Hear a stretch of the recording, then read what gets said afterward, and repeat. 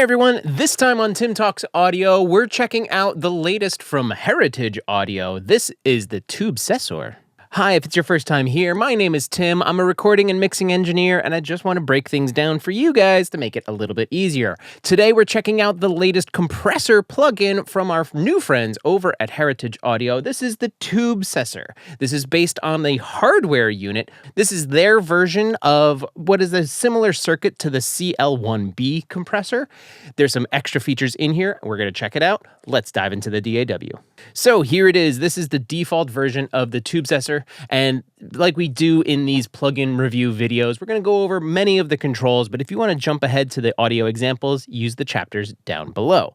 So we've seen things like this. This is a compressor. Let's, threshold. We know what that is. That's where if the signal goes past this, compression starts. Ratio, the signal that goes over the threshold, how much over does it have to be to get 1 dB out? And adjustable attack and release times right here. And this is linked to this control up here where it allows you to set the attack and release mode, whether it's fixed, so fixed timings. So essentially the attack and release knobs do nothing in fixed mode. Then you have fixed manual where the attack time is set to its fixed time and the release time is now in control, or full manual attack and release controls do full control of attack and release. Now let's jump to the left side. Gain is your output gain, just kind of making things up. And it also is the tube section of the Tubesessor. So we'll get into this in a little bit and I'll show you how you can drive the tubes to get some really nice saturation, but not just have this massive volume jump. Also underneath gain, you have your tube saturation style, classic, very much based on the hardware unit itself, mild, medium, and hot. These are all selectable where you can just click through and get different tube saturation levels. Obviously hot being the spiciest, we'll call it, and then going down from there. Let's jump back over to the right-hand side where you do have the sidechain filter. It's set to off, roll, not detecting anything below 80, not detecting anything below 160 hertz. You can do some mid-emphasis by pushing up 1K or pushing 3K into the compressor, in the sidechain of the compressor, or you can shelve up your top end 5K, almost as if you want to use it like a little bit of a de-esser. You could do that by just side chaining all of the top end, driving real hard, and then it's a de-esser. On the right-hand side, VU meter just changes with the VU meter input, gain reduction, output. And then underneath, I'm on a mono track right now. If this was a stereo track, I could link it here or turn that link off. If you want to set your things in link and then have it be dual mono, you could start with it on, get your settings, and then turn it off, and it'll essentially be dual mono. Something else to note in here is in the top right input, you can adjust the input level, and then next to that is the output level here. This is that little bit of adding gain, taking back, getting saturation that we talked about earlier. That's all of the controls. There's a preset browser up on the top, and there is an A side and a B side. You can copy your A settings to your B settings, things we've seen in plugins before, but let's get into how does this thing sound. To really show off what the Tubesessor can do, I have it on a lead vocal. And this is just a default iteration, so I'm going to go to a different one that I have. Here's the chain I have going on for this lead vocal. A little corrective EQ first, followed by some coloring EQ. I'm doing this before our compression. I also did a little bit of de-essing before this compression because as much as I wanted to kind of open up the top, it got a little sibilanty, so I took care of that with a de-esser. And then here is my Tubesessor settings for this lead vocal. But what we're going to do is we're going to throw it into bypass, and then we're going to throw it in after a couple seconds so you can hear. There will be a minor volume bump, but really what we're doing is we're leveling off those vocals, and I'm getting some saturation. And you can see here, I'm really pushing up with gain, but I'm pulling back the output to sit it back into the mix so that there's not this massive volume jump. Here is our lead vocal in the mix without Tubesessor doing its thing.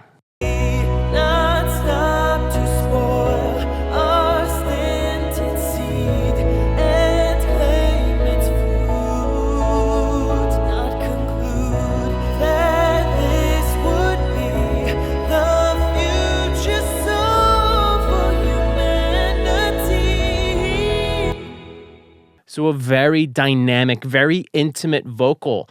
I don't want to ruin any of that feel. I just want it to feel like it's being sung at me. So I'm going to use compression to do that by bringing it forward and bringing it out of our mix here. So I'm going to take this out of bypass after we hit play, and you'll hear it'll bring all the vocals kind of more glued together, so that dynamic will reduce a little, but it'll bring everything forward and it'll make it feel like you are being sung to, like this is a serenade right to you. Not stop to spoil our stinted seed and claim its fruit. Not conclude that this would be the future soul for humanity. So it just takes that vocal and brings it right to us, and that's exactly what I wanted here. I'm going to throw it into solo because now I want to show you guys the tube saturation section.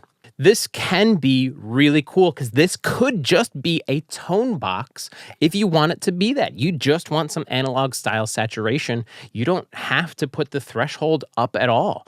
Just throw this plugin on and drive into it. Don't compress, just use the gain and balance it back out with the makeup gain to get some saturation.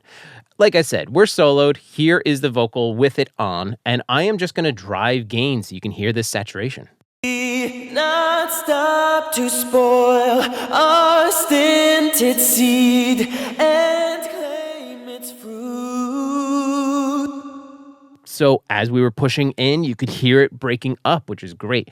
This is in classic mode. I've put the gain back to about where I had it. Let's just click through the different saturations. We'll go mild, medium, hot, and let you guys hear all of them. Let's start on mild now. Not stop to spoil our stinted seed and claim its fruit.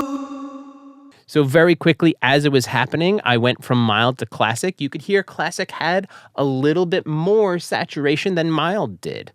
But now we have to compare to medium. And I'm going to jump between medium and classic. We've heard classic because that's what I had set for our example earlier. Now we're just going to hear the differences between classic and medium and hot. Not stop to spoil our stinted seed and claim its fruit. Not conclude that this would be the future soul for humanity. So with hot, and we are pushing, I understand. I get it. That's what I'm trying to do for you guys. We're really getting some of that really nice saturation from the tubes. And it's very musical. It's very nice. You just have to use it in blends within the context of this mix. I wouldn't go with hot personally. Classic was really doing it for me. But we can kind of just do this in the context of everything. Not stop to spoil our stinted seed and claim its fruit. Not conclude that this would be the future soul for humanity. Once again, for this example, classic's really doing it for me. Mild is nice. Medium is also pretty good. When we get to hot, I feel like a bit of the top end starts getting compromised. And instead of like kind of making that back up with an EQ, I'd rather just have a little bit less saturation and have more presence from the actual vocal itself. One last thing is when you're starting off with this style compressor, a great place to start is with your attack and release at 12 o'clock.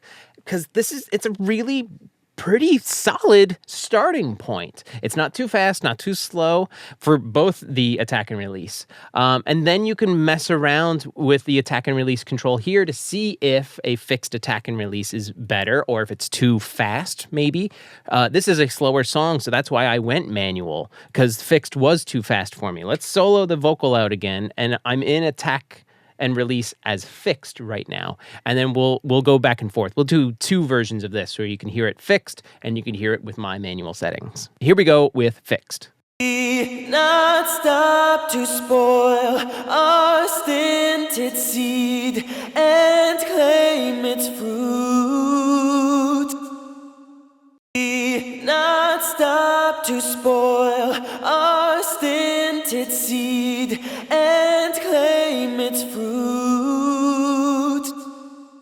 So I just have the release kind of holding onto it a little bit longer just to kind of help stretch the length or the feel of the length out a little bit more. Again, the attack, I want some of the presence and the transients to push through a little. So I do have it mildly slower. But again, between fixed and manual, little differences. Manual worked better for me on this one. So there it is. This is Heritage Audio's Tubesessor. It's brand new from them, and it's a really great recreation of their hardware unit. So you can pick up Tubesessor as hardware or software right now. And if you want to go with the software version, you can use the link down below. It's available right now. Thanks one more time to our new friends over at Heritage Audio. Thanks to you for watching, and happy compressing. See you soon.